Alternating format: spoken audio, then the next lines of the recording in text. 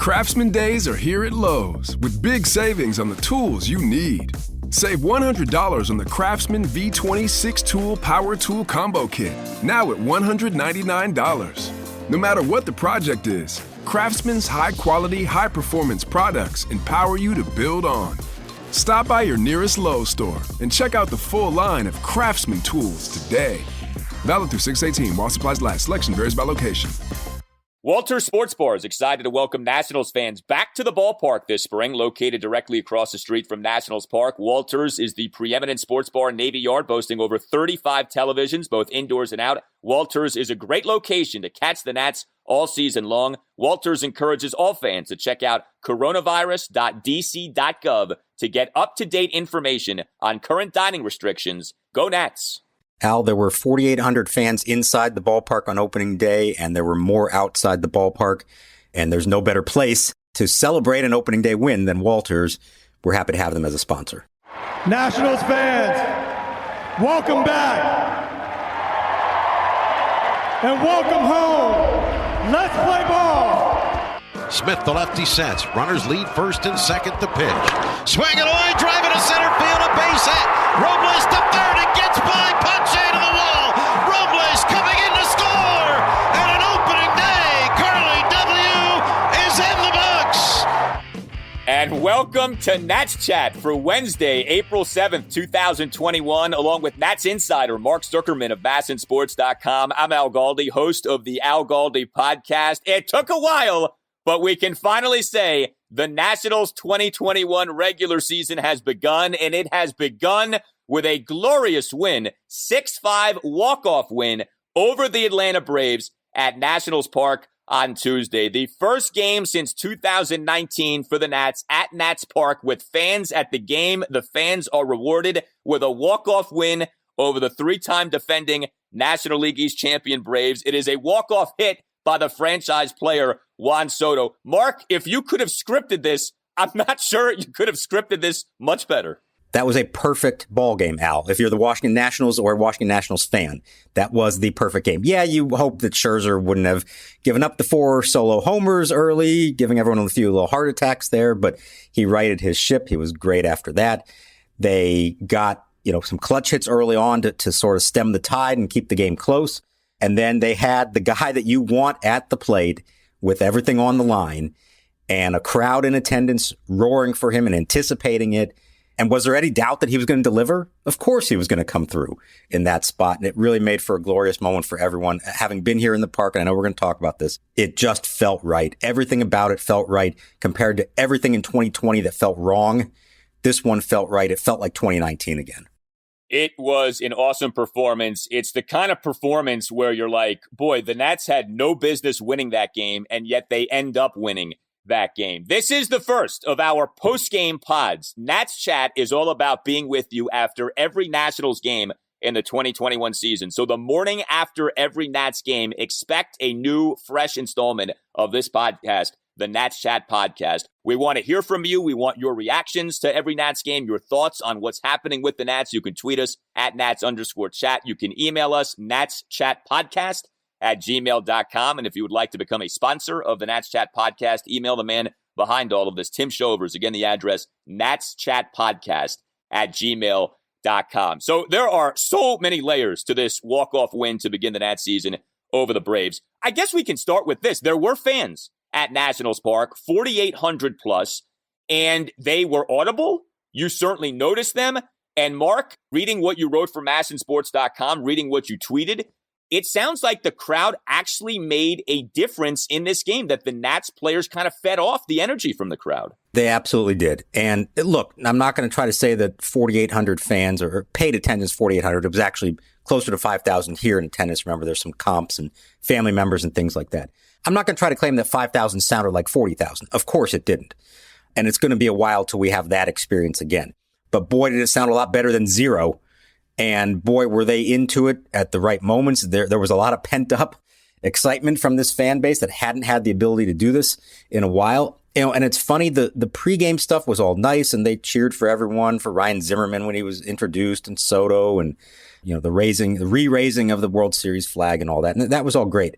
But it really wasn't until a few innings into the game. It was probably started with Jonathan Lucroy's double of all the people to drive in the first runs of the year. And then on Trey Turner's homer. And now you have the first truly spontaneous reactions of the crowd and legitimate roar of a crowd that they just haven't experienced in so long. And it just kept growing from that point. And especially in the 8th and the 9th innings, everybody here was on their feet. As the Soto at bat played out, they were totally into it. They rejoiced at it. And it does make a difference. The players all admit this. And here's the evidence of it. We want to overreact to one game, but I think in this case, it's worthwhile. The defining characteristic of the 2019 Nationals was their ability to come from behind late in the game, all season long and especially in the postseason. The 2020 Nationals never did it, not once. They went 0-24 when trailing after 7 innings. Not once did they come from behind to win a game. And, you can say, hey, it's an excuse, but I think there's something to it. When there's no fans in the crowd and there's no energy and just nothing to give you that little boost, it's hard to get yourself up for those kind of spots. And so today, for the first time, they get a chance to play in front of fans. What do? They rally, they load the bases in the 8th, and they score the tying run. Then they get 2 on in the 9th and score the winning run on a walk-off. The crowd goes nuts, and you heard it from Davey, you heard it from Trey Turner. They acknowledged it was a huge difference between last year and this year. Fans in the stands make a difference. If you ever weren't sure about that, whether it does make a difference, yes, it does make a difference. They helped them win that game. It was great seeing it. The official attendance, 4,801. There remains a controversy of why can't the Nats have more? We know they want more. Max Scherzer was very vocal about this after the win. I don't understand why there wasn't fans in the upper deck. I don't understand why we can't have more fans here. Somebody's got to explain that to me, because that doesn't make sense to me whatsoever. So I understand that we need to be safe. I respect the virus, but we can also have fans in the top part of the deck. We can have more fans in here safely. So I would love an explanation. Max, I am right there with you. There should be more fans. DC Mayor Muriel Bowser on Monday in a press conference saying she's not any closer to allowing the Nats to have more than the 5,000 fans per game at Nationals Park. But, I guess, that's a debate we can do another time. But at least there are fans. And so it's great to at least have, 4,800, 5,000 fans in the ballpark like that. And, it did feel more normal to see that. Now, you mentioned Jonathan Lucroy, and of all of the things about this game, so of course the Nationals start to the season is delayed by the COVID-19 mess. It was confusing over these last few days who would be in, who would be out, who tested positive, who was quarantining, who might be back sooner than somebody else who's also quarantining. Anyway, bottom line, the Nats ultimately play this game on Tuesday without 4 starting position players and without their top reliever in Brad Hand. A Nationals lineup that included Jonathan Lucroy as the starting catcher, Hernan Perez as the starting second baseman, Andrew Stevenson as the starting left fielder. This is not supposed to be a murderer's row. And yet all of those guys, Mark, in their various ways, contributed offensively, came through in big spots offensively for the Nats on Tuesday. I have said one of my biggest concerns about the Nats this season is the depth. And I just feel like the Nats aren't a very deep team. For at least one day, man, they looked every bit as deep as you need to be. Those guys came through. I give them a ton of credit for the jobs they did. Okay, here's the stat for you, and I'm just calculating it, looking at my scorebook. Hernan Perez, Andrew Stevenson, Jonathan Lucroy, and Carter Kieboom, who wound up being the top right-handed bat off the bench. After all that, he was their best option as a right-handed hitter off the bench. They combined to reach base 7 times in 13 plate appearances. Does that work? And to their credit, they just delivered. Andrew Stevenson, we don't talk about the guy enough, but this guy's a solid ball player. I know a lot of people felt like he deserved to even be the starting left fielder and that they didn't need to go get Kyle Schwarber. And, we'll see how that all plays out. But they had to put him in there against all lefties today. That would not have normally been his spot to even consider giving him a spot start. And he took 4 plate appearances against lefties and had 4 quality at-bats. He reached base 3 times. One was an error that really shouldn't have been an error. It was a smoked ball to second base, wound up scoring. Line out to center field, well hit. Single in the 7th, and then the RBI game-tying infield single in the 8th off the third baseman's glove. I mean, to have the ability just to step right in and do that against tough left-handed pitching, that goes so far. And, if and when they get to a point that they have to decide if Andrew Stevenson deserves more playing time, every time they put him out there for the last several years, and I know it's not a huge sample, but every time they put him out there, he has consistently delivered for them. That's a real find for them. So the big thing with Stevenson that stands out is his batting averages on balls in play have been sky high. 579 in 2019, 464 in 2020. A lot of times that's indicative of a lot of good luck. But Stevenson can run. Stevenson's a guy, and we certainly saw this on Tuesday, he puts the ball in play. So not every guy with a high BABIP is just benefiting from good luck. Like, he may just be one of those guys who is going to have high batting averages on balls in play and make things happen. And to your point, I mean, this is a guy who over 84 plate appearances the last 2 years coming into this year, a 620 slugging percentage. Like, he has produced when given the opportunity, obviously came through big time on Tuesday. You know, talking about some of these other guys too, like I think the specifics of some of their plate appearances were so impressive. Like Hernan Perez drawing that 1-out 5-pitch walk to load the bases in the 1-run eighth. You mentioned the Lucroy 2-run double. That comes with 2 outs on an 0-2 pitch in the bottom of the second inning. Now, he gets thrown out of third. That was bad. But like on an 0-2 pitch, Jonathan Lucroy, who just got signed by the Nats on Saturday night? You know, he's in his mid-30s. He's been like not a good hitter at all over the last few years. This guy's lining a 2-out 2-run double on an 0-2 pitch down the left field line.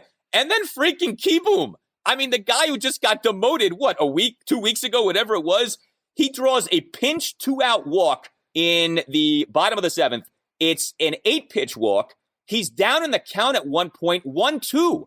And he still draws that walk. Like, these guys did such a great job. I cannot say enough about them. And of course, another hero for the Nats ends up being the leadoff man. And Mark, you know, we talked throughout spring training. What should we believe? What's fake? What's real? Well, 1 game into his stint here as the new number 1 batter in the Nationals lineup, Victor Robles, a single and 2 walks, doing his job, getting on base as a leadoff man should.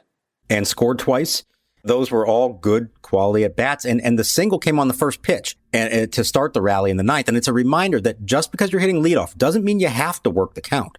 And this is what they don't want him to lose his aggressiveness. They just want him to swing at pitches in the strike zone. If you get a good first pitch to hit, go ahead and hit it. But if you don't, then let that bat play out. Don't chase out of the zone. And he really showed that perfectly today. And the other one that was so important, his first walk in the 3rd, it's a 1-out, nobody on walk. Well, that sets up Trey Turner's homer. And this is the whole idea behind moving Turner out of the leadoff spot. Try to get the production from him with guys on base so that he's not hitting solo homers or he's not hitting doubles just to start a rally, but he can actually drive in runners in front of him and maybe even himself. And so that's a big part of it. So, I mean, they really up and down the lineup just got good quality at bats and production. You could almost argue that their least productive guy for most of the day was Soto. In his first 3 at-bats, he did not look good. He looked like the spring training Juan Soto. Struck out, hit a little tapper in front of the plate.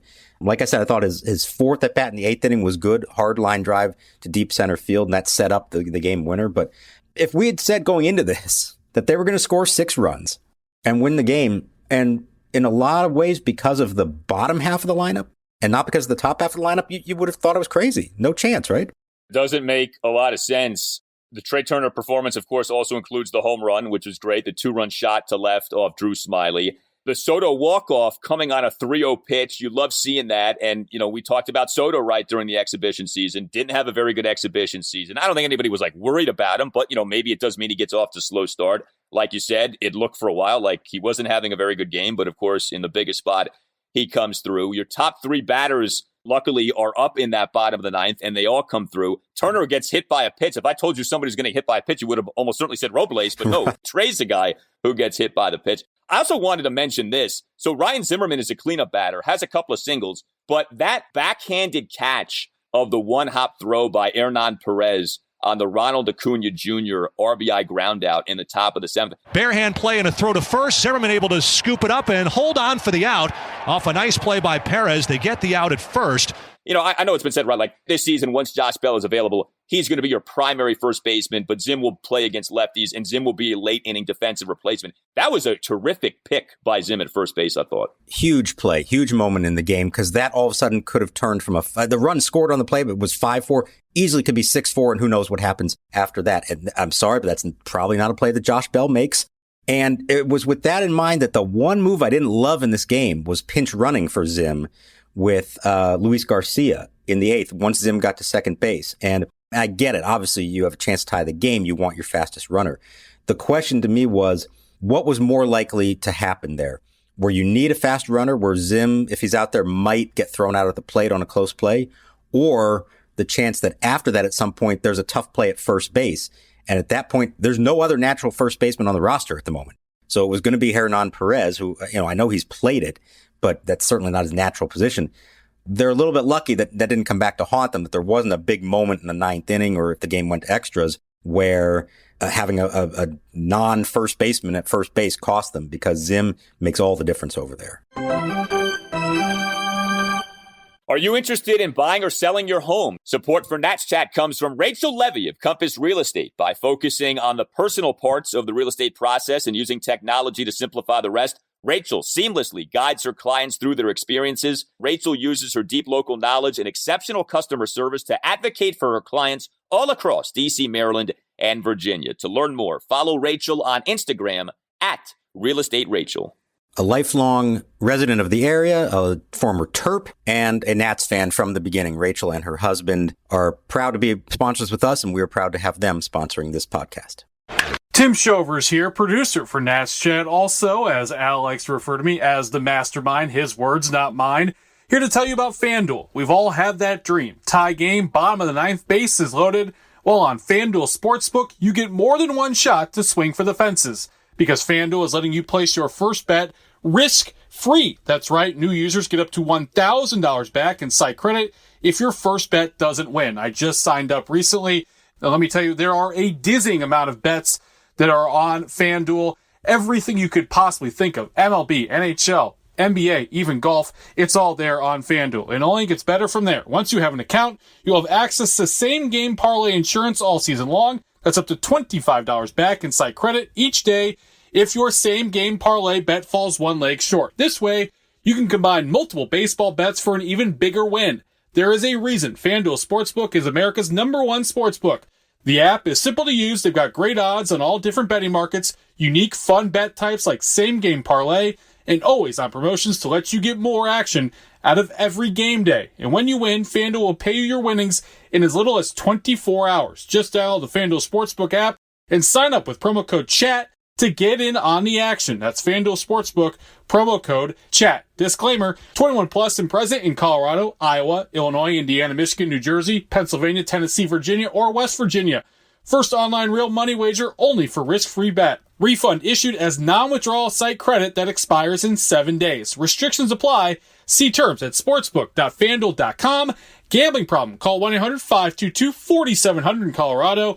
1-800-BETS-OFF in Iowa, 1-800-9-WITH-IT, Indiana, 1-800-270-7117 for confidential help in Michigan, 1-800-GAMBLER, New Jersey, Pennsylvania, Illinois, Virginia, Tennessee Redline, 1-800-889-9789, or visit www.1800gambler.net.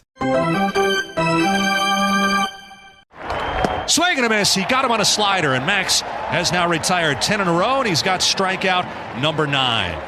So when it came to Max Scherzer, okay, it was an odd game, right? Because, I mean, he gives up, obviously, the 2 solo shots in the top of the first, gives up another one in the top of the second, gives up another one in the top of the third. 4 home runs given up by Max Scherzer, 2 to Ronald Acuna Jr., another one to the notorious Nationals killer, Freddie Freeman, who wakes up and is 3 of 5 against the Nats, it feels like. And then Dansby Swanson has one. But Max, overall, am I wrong in saying he actually ended up pitching pretty well? I mean, 4 runs in 6 innings is nothing to write home about, but 9 strikeouts versus no walks. Beyond the 4 homers, he only gave up 1 other hit, which was a single. He threw 60 of his 91 pitches for strikes. What's the right way to sort of categorize this season-opening performance by Max Scherzer? Because you can't sit here and say it was great, he gave up the 4 homers, but beyond the 4 homers, which I know you can't just excuse, he actually, I thought, looked really good. So you use the word, unusual or odd, start for him. I would actually say this is kind of becoming a little bit normal for Max Scherzer. This isn't the first time we've seen it. In fact, it's the 3rd consecutive opening day that he's given up at least 1 home run in the first inning. And, we certainly saw it in the playoffs as well that he did that. He does have this tendency early in a game to give up long balls. And I think sometimes he's a little amped up. I think he maybe relies on trying to establish a fastball early on a little more than, you'd want to. Other teams sort of know what might be coming. I mean, Acuna was waiting. First pitch of the season, and it was hammered, and it was a fastball right down the pipe. And maybe you'd say, hey, that's what you're supposed to do is throw a first pitch strike to get ahead in the count. But a guy like Acuna, you got to be ready and know that he might do it. So, I mean, This is becoming a little bit normal for Max, but the other flip side of that is the normal thing for him then is to shrug it off and pitch really well. And the fact that he doesn't get beat with singles and long sustained rallies. He gets beat on homers. And his attitude is, not that he wants to give them up, but he kind of says, well, hey, you know what? Solo homers aren't ultimately going to kill you. Well, didn't today, but they can. And, they weren't putting other balls in play. I mean, he's striking guys out. The best part to me is he did settle in. And like I said, we've seen this from him before. Retired 12 of his last 13, struck out 6, didn't walk a batter the whole game. So, I mean, he was in the strike zone, maybe a little bit too much in some cases. But I thought it was an interesting call. We didn't really talk much about it afterwards because there's so much else going on. But Davey pulled him at 91 pitches after 6 innings. And, with a short bullpen, maybe you thought you'd put him back out there for the 7th. They just called it quits right there. Probably the right move. We talked a lot last year about Scherzer after he got to the 100-pitch mark. Things went south for him. And so you kind of preemptively made that move. I thought that was pretty smart of Davey to do that. But I feel like I would say he pitched well, but he's got to figure out a way to minimize those mistakes because they are going to cost you in the long run. Yeah, so Max had his worst home run rate in years in 2020. He averaged 1.3 home runs allowed per 9 innings. That was his worst home run rate since 2011. So if it feels like he gave up more homers last year than normal or gave up more homers at a higher rate last season than normal, it's because he did. To your point, yeah, he has done that. And he is one of these guys who, yes, in first innings, he's had some problems. There's no question about that. But, 9 strikeouts versus no walks. He pounds his zone. Like, I don't know, maybe I shouldn't look at things this way, but I'd rather a guy give up some solo shots than walk the ballpark, than like do the thing of like, you issue 5 walks. Like maybe you keep the ball in the yard. But like if you can't throw strikes, I just feel like that can get you in so much trouble. I feel like with Max, yes, the home runs, you do want to figure those out. But I don't know. He just, after the homers, and again, you can't just excuse him. I understand that. But after the homers, I did think he did a pretty good job. With the pitch count, I think this is going to be a storyline throughout the year. With guys having thrown so few innings last season, how long of a leash can you have with people? Like, how much can you push guys this year? Especially an older pitcher like Max, if I'm Davey and you're already minus Patrick Corbin and John Lester because of the COVID-19 protocols, and, you never know with Steven Strasburg, do you want to be taking chances with Max Scherzer, especially when he has had some injury issues over the last, say, year and a half? Yeah, no, I think you're right. And I think obviously you're going to treat him differently on opening day than you are in June and July as he's starting to get into a rhythm. But one more stat, this one came from the great Jason Stark. It's talking about what you were mentioning before. So he gave up 30 runs last season, but 17 of them came on home runs. That's how he gets beat. He doesn't get beat any other way. It's the only way. So yes, minimizing the walks, minimizing the long rallies, that helps because you're only giving up solo homers. The homers do still kill you. And it's just that one little thing I think he's got to figure out how to be a little more fine, especially early in a start when he's still feeling his way through it. Maybe it means more off-speed stuff. Maybe it's not establishing the fastball right away. If he can do that, I think there's still a chance for him to be really, really good. And I think he is very good right now, and the numbers are probably a little bit skewed because of the home run totals. You know who's been like this too in recent years, actually, is Justin Verlander. Justin Verlander in 2018 and 2019 had ERAs under 3, and yet gave up a total of 64 home runs. That's become a Verlander thing where overall he's really good, but when he gives up runs, it's almost always via the home run. And, I know there was a thing in the offseason of they're altering the composition of the baseball, right? And they were going to try to de-juice the baseball. Didn't look like it in this game. No, not at all. So Max has the bizarre outing, although like Mark said, it's actually not as bizarre as we may think. With the Nats bullpen, so no Brad Hand. Davey ends up using 4 Nationals relievers, Kyle Finnegan, Wander Suero, Kyle McGowan, and Daniel Hudson. They ultimately combined to allow 1 run in 3 innings. Finnegan in the top of the 7th gives up a run in recording just 2 outs. He kind of got nickel and dime to give up the run. It was a 1-out single by Austin Riley on a 1-2 pitch, a 1-out first pitch bunt single by Christian Pache on a great bunt toward third base. Then came a 1-out walk of Pablo Sandoval, who doesn't look like he's missed many meals over the last few years. And then the RBI ground out there by Acuna with the great play by Ryan Zimmerman. But Suero, McGowan, and Hudson come in, get the job done. They actually combined, those 3 did, 2 into 3rd scoreless and hitless innings. Now, Hudson, we had that scary moment where it looked like he gave up the home run, and it thankfully got ruled foul, which it was. So a little shaky, but the bullpen ultimately does get the job done. Yeah, they did. About that home run that wasn't, I don't know what it looked like on TV. In person, everybody here including the hitter. Didn't seem to think it had left the park. Everybody thought it was foul, except for Carlos Torres at third base.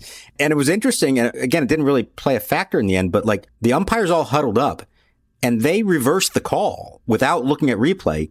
And then Brian Snitker asked about it and they went and reviewed it very quickly and then upheld the foul ball call. But I mean, that was pretty blatantly obvious that it was a foul ball, and Pache himself even like barely ran to first base. But you know what I loved about it? Hudson came right back the next pitch, threw him a slider he had no chance at. Now, to me, the scarier thing with Hudson was, so you got the 2 outs, nobody on. You've got Camargo, the pinch hitter, up, and Acuna's on deck. 2 outs, you got a pinch hitter up. Just get the guy out. And what did he do? He walked him. He walked the guy to bring Acuna to the plate with the game on the line in the ninth. Now, he got Acuna to fly out, I think, on the ground on the first pitch. But that was a little bit danger territory there for Hudson, for a guy who was burned more than once last year. But they cobbled it together. I thought the Brad Hand loss was going to be big for them, especially against this team. At least for one day, they made it work with the guys they had. They did. I mean, I think there are real questions about Hudson. He had a really bad 2020. He had a really bad exhibition season. And I think he's one of those guys where I don't think you just write off the exhibition season. Like, I think you do have reason to be concerned, and it could have played out very differently on Tuesday, but it didn't. And the Nats end up coming through with the win. So some stuff kind of moving forward here with the Nats. They've got the doubleheader on Wednesday. It's going to be Eric Fetty game 1, Steven Strasburg game 2, right? Davey said that after the game on Tuesday. Correct. And it's a little bit interesting because I thought maybe you use Strasburg in the first game, hoping that he gives you, 6 innings. Remember, these are 7-inning games for the doubleheaders again. So if Strasburg can give you 6 or even 7, now everybody's available to you in the nightcap. But to have Fetty go first, you're going to go to the bullpen. But by the same token, you say, okay, hey, Eric, go give us 4 solid innings, maybe 5 tops. We can cover the rest of it. And you've got Strasburg in the nightcap. So maybe that's the thinking as well. They have the opportunity to get through this, all right, knowing that Thursday's an off day. He can pretty much use whoever he wants in those games. But I can't stress the importance of winning this first game. It made everything so much easier. Now you go into the doubleheader and say, let's win one of these 2. And you got Strasburg in the finale. So if you somehow win the first game, man, you're in great shape. Yeah, and I mean, it's super early to be looking at other teams' records, but the Braves got swept at Philadelphia to begin Atlanta's season. So, you've got Atlanta kind of reeling and rocky a little bit, albeit super early in this year. Now, also on Tuesday was the Nats finally announcing their season opening 26-man roster, right? They had not had to do that because their season had not started. We finally know who's not available because of the COVID-19 stuff, either due to positive tests or due to having been a close contact. 9 guys not on the season opening roster. The position players not on the roster: Josh Bell, Kyle Schwarber, Josh Harrison, Yan Gomes, Alex Avila, and Jordy Mercer. 2 starting pitchers, Patrick Corbin and John Lester, and the reliever, Brad Hand. So that's 9 guys. We thought it was going to be 10. We thought Trey Turner would not be available. He obviously was available, had the big home run on Tuesday. Do we know what happened with Trey? I mean, no, I'm not complaining about that, but it looked like he wasn't going to be available, and obviously he was on Tuesday. Yeah, so I asked him, if he could share any details, and he kind of smiled and was a little bit coy about it, but it was unclear. It was certainly unclear at some point whether he'd be available. He was not able to participate in the workout on Monday. My theory is, remember, I've lost track of days here, but they had the number of guys who were in quarantine. And then all of a sudden, Mike Rizzo said there was one more as determined by the DC Department of Health, not by Major League Baseball. I don't know this for a fact, but I have to wonder if that was Trey and needed to then pass a few tests and convince everyone that he was okay. He did take some more, the PCR saliva test. Everything came back negative. And my sense is that they were maybe still waiting on Monday for those final results to come in, and that's why he wasn't on the field. And by the time they finally found out, it was too late for him to work out. But hey, everything turned out fine in the end. He homered, he played, he made a couple of really nice plays in the field as well that maybe got overlooked. A good game for him, and he made a big difference being in there. And we talked about this in 2019 when he was out for those 6 weeks after breaking his hand right away in the first week of the season. That was maybe as big a loss as they had. To be without your starting shortstop for that long, it made a difference. And I don't think it was coincidence that when he returned, it almost coincided exactly with when the turnaround happened. Yeah, it absolutely did. And nobody's happy about any of these absences for the Nats, but it could be a lot worse. You got Soto, you got Turner, you got Scherzer, you got Strasburg, you got Robles. So we did not know going into Tuesday. We weren't really sure, like, okay, who is definitely going to be with this ball club to begin the season and who isn't. Even with what you do have, it is amazing, Mark. I mean, you look at the season opening roster, the two catchers are Lucroy and Tres Barrera. Garcia and Keyboom are among your infielders, right? Two guys who just got optioned to AAA Rochester. Your outfielders include Yadiel Hernandez and Cody Wilson. Your bullpen includes Sam Clay, Ryan Harper, and Kyle McGowan. Not how Mike Rizzo drew it up during the offseason. No, and I want to mention Cody Wilson here because I know a lot of people are saying, who? I'm going to tell you real quick the story on Cody Wilson. 24 years old, 2018 draft pick. Not a high pick either, double-digit draft pick. He's never played above low A ball. And he was on the opening day roster wearing number 81 and getting an ovation from the crowd. How cool is that? This guy's got speed. That's the reason he's on the roster. I don't know that we're going to see a lot of him otherwise. But if they need a pinch runner, he could be the guy we see, especially if they have an extra inning game and you have that automatic runner on second base. He could be somebody they would want to use in those spots. I mean, talk about the most unlikely player to be on an opening day roster. The other point I want to make about everyone wants to know when are these 9 players going to be back? And we don't know specifically, or they're not telling us. But here's an important point to remember. They may not all come back at once. This could happen in staggered fashion. They each have their own clock. They each have their own protocols they have to pass to be cleared. So you have the 4 players who tested positive. The other ones are close contacts. And yeah, there are regulations based on MLB and based on DC about a certain number of days. But there are also other check marks that they can cross off if they show negative tests, if they are deemed to have not been around other people for a certain amount of time. So it's entirely possible we may see some of these players back by this weekend in LA. I don't think they're going to be all the way down through that road trip going into it. I think you're going to start to see some players come back, maybe as soon as the weekend. Could people be back for the doubleheader Wednesday, or you don't think so? I don't think so. I mean, they're not going to tell us officially that. The timing would seem to be pretty tough to, if you backdate that, you would have to have known that they would already testing positive or were close contacts. That's a week ago, Wednesday. At that point, we only knew 1 player. So I don't think it would happen as soon as Wednesday. I'm not going to say no chance because they've been very secretive about all this and not really telling us. But I think Friday in LA may be a possibility. That would be great. Look, this is a 9-game gauntlet to begin this Nats season. 3 games at home against the Braves, 3 games at the Dodgers, 3 games at the Cardinals. Given these COVID-19 absences, to me, if you can come out of this, 4-5, 5-4, I mean, I think you take that. You just want to keep your head above water, get your guys back, and then start piling up the wins. What a great job by the Nats to get this win on Tuesday. And did I read your tweet right? This was the first walk-off hit of Juan Soto's major league career? Yeah, can you believe that? I almost didn't believe it when he said it. But if you think about it, thinking back, he's right, obviously. The most famous hit, of course, in the wildcard game was the bottom of the 8th. It felt like a walk-off, but it wasn't. It was the bottom of the 8th. And he said, when he was asked, he believes the last time he had a walk-off hit was at Hagerstown. That feels like a long time ago, but honestly, it was only 3 years ago that he was playing in Hagerstown in low A ball. Is that right? 3 years ago? April of 2018. Oh my gosh, that's insane. That feels like 15 years ago. Yes, it does. A lot's happened since then, Al. But yeah. Juan Soto 3 years ago at this time was an unknown prospect at low single A Hagerstown. That's incredible. Well, we are off and running with the 2021 national season. What a way to begin it. Hopefully, it's a sign of what is to come. We will be back with you on Thursday with everything you need to know about the Nationals doubleheader to wrap up the season opening 3-game series with the Braves at Nationals Park. You tell us what you think. Hit us up on Twitter at Nats_chat and email us natschatpodcast@gmail.com. For Mark Zuckerman, I'm Al Galdi. We'll talk to you next time on the Nats Chat Podcast. Gap to left center in the outfield for Turner, batting from the right side. He launches one to left field. This is way, way back there. Ozuna to the track, to the wall, and this game's tied. Trey Turner puts one in the bullpen. The Nationals' first home run of 2021 ties the game at 4, and listen to this crowd.